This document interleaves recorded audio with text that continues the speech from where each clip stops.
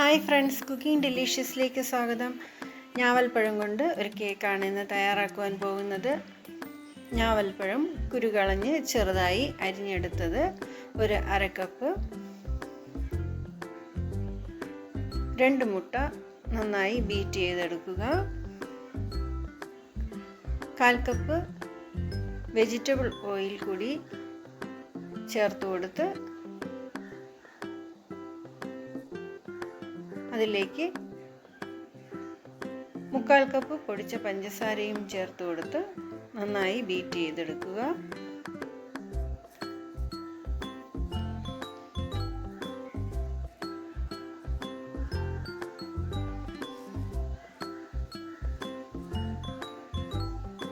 ഒരു കപ്പ് മൈദ, 1/4 teaspoon baking soda എന്നിവ ഒരു അരിപ്പയിൽ കൂടി അരിച്ചെടുക്കുക.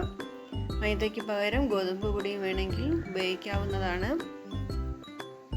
ഇത് മുട്ടയുടെ മിക്സിലേക്ക് ചേർത്ത് കൊടുത്ത് നന്നായി മിക്സ് ചെയ്തെടുക്കുക.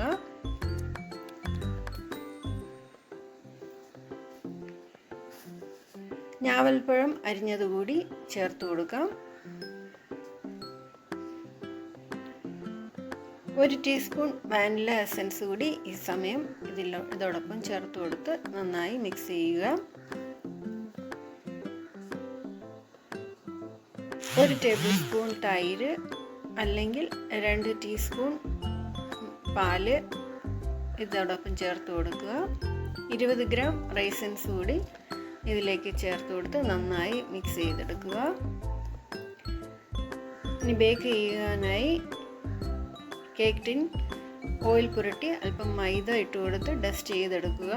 അതിലേക്ക് കേക്കിൻ്റെ മിക്സ് ഒഴിച്ചു കൊടുക്കുക. നന്നായി ടാപ്പ് ചെയ്തതിന് ശേഷം അതിന് മുകളിലായി കാഷ്യൂ നട്ട് കൊണ്ട് അലങ്കരിച്ച് 5 മിനിറ്റ് പ്രീ ഹീറ്റ് ചെയ്ത് വച്ചിരിക്കുന്ന കുക്കറിലേക്ക് വച്ചു കൊടുക്കുക.